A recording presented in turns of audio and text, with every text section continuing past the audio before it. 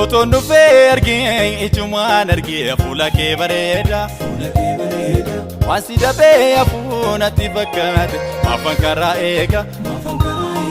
Yorra feesi na argaa ka'uun si na argu boraatii koo jaalaa kana tasaastu maalla miirra teessee bargan fakkaata hin beelofte laata garaana nyaata.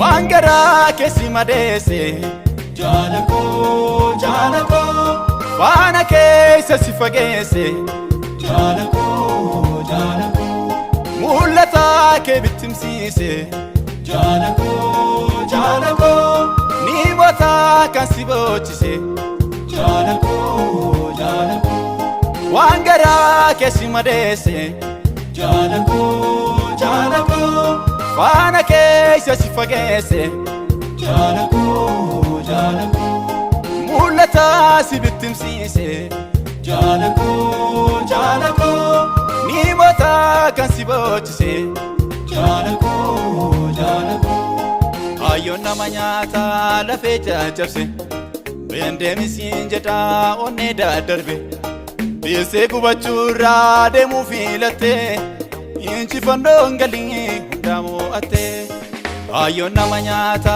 lafee caccabse beendeemisiin jedhaa onnee daddarbe dhiyeessee gubachuurraa deemuu filattee injifannoon galii hundaa mo'attee.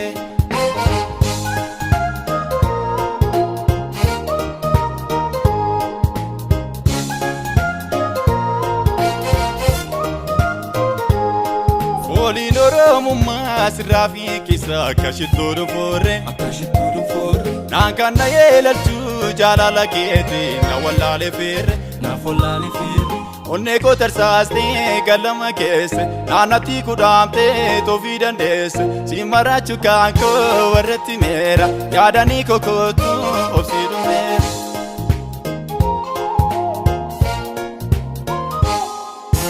Yaaddofte gaartoon koo kaara laalaan afaa kootti jajjabee koo yaa makeeta saafaa naan beeka gaaf tokko nu waliin bashaanaa biyyuma facaaneef deebine waltaanaa naan beeka gaaf tokko nu waliin bashaanaa biyyuma facaaneef deebine waltaanaa.